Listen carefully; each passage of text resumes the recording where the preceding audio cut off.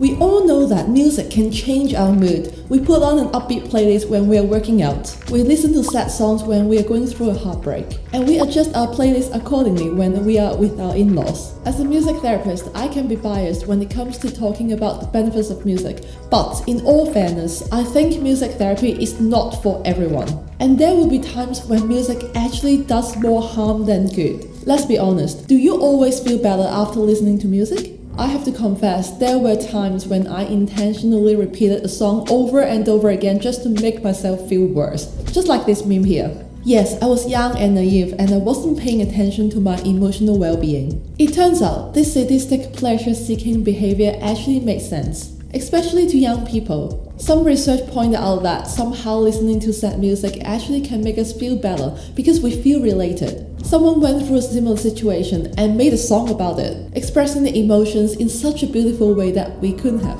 And in that way, we feel emotionally supported and then we feel better. However, too much of that can be harmful to our well-being. If we get stuck in rumination, believe that we are the victims, and we don't find solutions to our problems, how is this going to help us navigate life and feel better? This is the whole point of the video. Your music listening habits might actually make your anxiety or depression worse if you're not careful. So how can we access whether we are using music in a healthy and productive way? I'm glad that you asked. Of course, you can talk to a professional, like me, or you can use this self-reported hum scale. The Healthy-Unhealthy Use of Music scale was developed in 2015 as there were no prior scales directly measuring music as an indicator of well-being in youth. It is reliable, valid, easy to use, and is a brief measure of assessing musical engagement as an indicator of proneness for depression among young people. Young people and adolescents who are prone to depression are likely to be in greater need for an extra medium, which is music, to support their coping. And they may manage to use it not only in unhealthy but also in healthy ways. And studies have found that music use increases when there is an increase in problems among young people. And this is exactly what I did when I was younger. I relied on music a lot to express myself,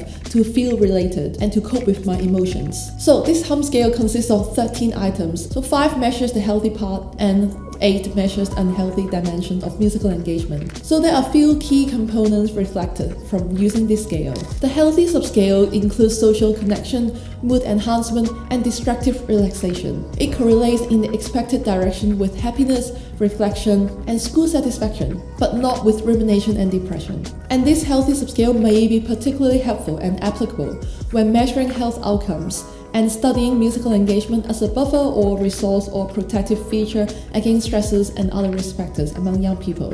On the other hand, the unhealthy subscale contains avoidant coping, rumination, and mood worsening, even despite contrasting intention. And this unhealthy subscale can be particularly applicable as a screening instrument for identifying adolescents' risky patterns of music engagement regarding proneness for depression. And the hum scale is not designed to separate all these concepts, but rather like a scale between healthy and unhealthy dimensions. So why use the hum scale? In my therapy work, both the healthy and the unhealthy subscale are very useful when it comes to measuring the outcome of my therapy interventions. Using music that deal with the treatments of depression or developing healthy relationship with music. Music can support young people's development regarding identity, interpersonal relationship, self-agency, coping, and mood regulation. This is why it's important to use music in a healthy and productive manner to support our emotional well-being. And by using this scale, you can pay more attention to your music listening habits and coping strategies. From there, you can adjust what you're doing to improve your well-being. Try and see for yourself. I've linked that in the description box below. And remember, this is just for your reference only. You can redo the assessment every 2 or 3 months to see if your mood and behaviors change. The key message here is that music is just a tool, like any other things. It can be a double-edged sword, depending on how you use it. Use it wisely, with some self-awareness and self-control. Tune into your feelings and manage your compulsive behaviors. I believe everything in moderation. If you're interested in using music to improve your well-being and build more tools to manage your emotions, you can book a free consultation with me via the link in the description box below.